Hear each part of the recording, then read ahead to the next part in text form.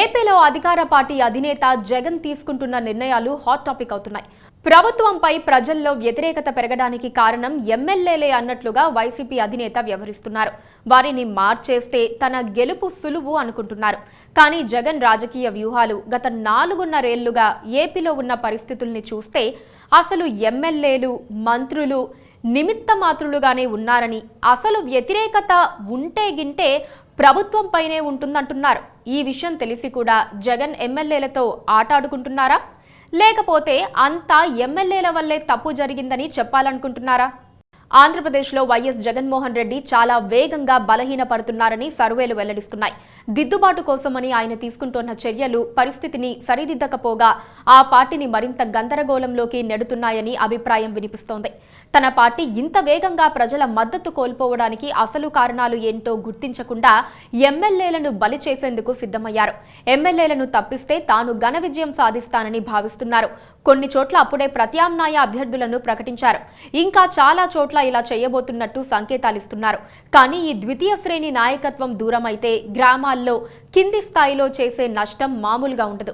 ఈసారి జగన్ను ఓడించబోయేది చంద్రబాబు, పవన్ కళ్యాణ్ కాదు, ఈ ద్వితీయ శ్రేణి రాజకీయ నాయకత్వమే. వీరు చంద్రబాబు, పవన్ కళ్యాణ్లతో చేరిపోయి నష్టం కలిగించవచ్చు, లేక పార్టీలో ఉండే జగన్ ప్రయత్నాలకు గండి కొట్టవచ్చు. ఇది ద్వితీయ శ్రేణి నాయకత్వం పరిస్థితి. నాయకుడికి ప్రజలకు మధ్య చాలా రాజకీయ యంత్రాంగం ఉంటుంది. గ్రామస్థాయి నాయకులు, సర్పంచులు, మండలాధ్యక్షులు, జెడ్పీటీసీలు, ఎమ్మెల్యేలు, ఇలా రాష్ట్రమంతా విస్తరించి ఉన్న ద్వితీయ శ్రేణి నాయకత్వ వ్యవస్థను జగన్ పూర్తిగా నిర్లక్ష్యం చేశారు. వారికి ప్రభుత్వంలో ఎటువంటి పని, పాత్ర లేకుండా చేశారు. వారంతా జగన్ ప్రభుత్వంపై అసంతృప్తితో ఉన్నారు. ఎమ్మెల్యేలు చెల్లని రూపాయలయ్యారు. ఇప్పుడు జగన్ వారు ఫెయిల్ అయ్యారని చెప్పి వచ్చే ఎన్నికల్లో తప్పించేందుకు ప్రయత్నిస్తున్నారు. జగన్ గెలవాలని గత ఎన్నికల్లో ఎంతో ఆధారపడిన వర్గాలలో ఇప్పుడు ఎంతమంది ఆయనతో ఉన్నారు? ప్రభుత్వోద్యోగులు లేరు. జగన్ మీటలు నొక్కుడు చూసి మధ్యతరగతి, మేధావి వర్గాలు విస్మయానికి లోనవుతున్నాయి. ఈ రాష్ట్రాన్ని ఏ తీరానికి తీసుకెళ్తారోననే ఆందోళనతో మండిపడుతున్నాయి.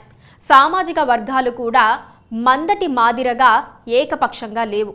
జగన్ను నెత్తికెత్తుకున్న రెడ్డి సామాజిక వర్గం కూడా ఇప్పుడు జగన్తో సంతృప్తిగా లేదు. రెడ్డి సామాజిక వర్గానికి ప్రభుత్వంలో పదవుల్లో పెద్దపీట వేసినా రెడ్డి సామాజిక వర్గంలో చాలా మంది జగన్ పనితీరు చూసి దూరమయ్యారు. కొందరు ఎమ్మెల్యేలు పార్టీ మారటం, కొందరు రాజీనామా చేయటం ఇందుకు సూచనలు. కాపు సామాజిక వర్గంలో విభజన వచ్చింది. పవన్ కళ్యాణ్ను వ్యక్తిగతంగా టార్గెట్ చేస్తూ ముఖ్యమంత్రి చేస్తోన్న విమర్శలు కాపు సామాజిక వర్గంలో తీవ్ర అసంతృప్తిని రేకెత్తిస్తున్నాయి. ఇక బీసీ మంత్రం కూడా పనిచేయటం లేదు. బీసీలకు కూడా జగన్ కిరీటం పెట్టింది ఏమీ లేదని ఆ సామాజిక వర్గాలు విమర్శిస్తున్నాయి. ఎందుకు ఇలా జరుగుతున్నదో జగన్ గుర్తించటం లేదని వైసీపీలో చర్చ జరుగుతోంది. జగన్ పై 5 ఏళ్లలోనే ఎందుకు ఇంతటి విభ్రమ వచ్చింది? ఎందుకంటే కారణం ఆయనే. పనిచేసే సచివాలయం లేదు, మంత్రి మండలి లేదు. ముఖ్యమంత్రి ఒక దుర్భేద్యమైన సౌధంలో ఉంటారు.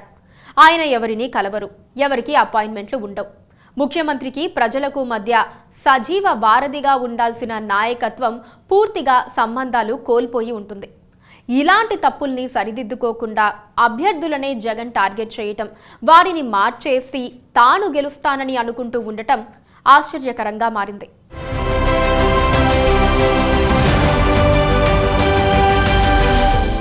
Please subscribe to KTV Telugu. KTV Telugu. KTV Telugu. KTV Telugu channel.